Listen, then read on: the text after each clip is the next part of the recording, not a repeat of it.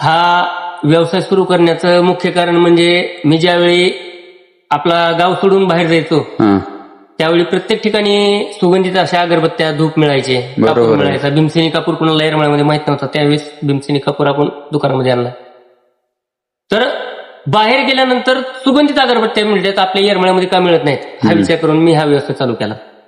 बरोबर आहे. येरमाळ्यामध्ये म्हणजे बाहेर माझं मंदिरावरती दुकान होतं, एडीसी मंदिरावरती.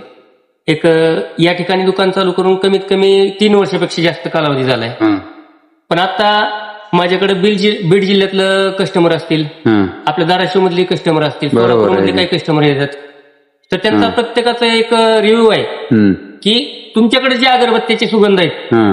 ते आम्हाला बाकी अगरबत्त्यामध्ये भेटत नाही. बरोबर आहे. मग माझं एक म्हणणं आहे की बाबा क्वालिटी, आम्ही फक्त काय करतो, मी स्वतः हम्म. क्वालिटी चेक केल्याशिवाय कुठलाच माल कस्टमरला देत नाही. बरोबर आहे. प्रत्येक आता माझ्याकडे कमीत कमी 100 ते 200 व्हरायटी असतील की मी ते पाकिट फोडून चेक केल्याशिवाय कस्टमरला विकलेलं नाही. बरोबर आहे. आम्ही क्वालिटी चेक करायला, क्वालिटीच्या बाबतीत नो कॉम्प्रोमाइज. हम्म. मग अगरबत्ती असेल, धूप असेल किंवा आमचे काही क्लिनिंग प्रोडक्ट असतील, बरोबर आहे. प्रत्येक याच्यामध्ये एक स्ट्रॅटेजी निर्माण केली आम्ही की बाबा कस्टमरची रिक्वायरमेंट काय.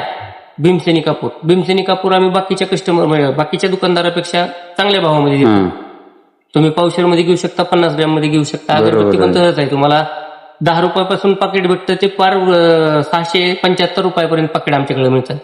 मग तू कुठल्या चांगल्या आपल्या जेवढ्या भारतामध्ये नामांकित कंपन्या आहेत तेवढ्या सगळ्यांचेच अगरबत्तीचे प्रोडक्ट आपल्याकडे आहेत. बरोबर आहे. कुठल्या कंपनीचं मी नाव ठेवत नाही की बाबा ही कंपनी अशी जशी, पण माझ्याकडे जे प्रोडक्ट आहेत ते मी क्वालिटी चेक केल्याशिवाय कुठल्या कस्टमरला देत नाही. बरोबर. आणि आता जे एक कस्टमर लोकांचं प्रेम जे मिळतंय हम्म.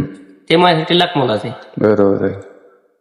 अशाच नवनवीन सुगंधित वस्तूंच्या माहितीसाठी आम्हाला फॉलो करा, लाईक करा आणि तुमचं प्रेम असंच या श्रीनिवास सुगंधालयावरती राहू द्या, एवढीच विनंती.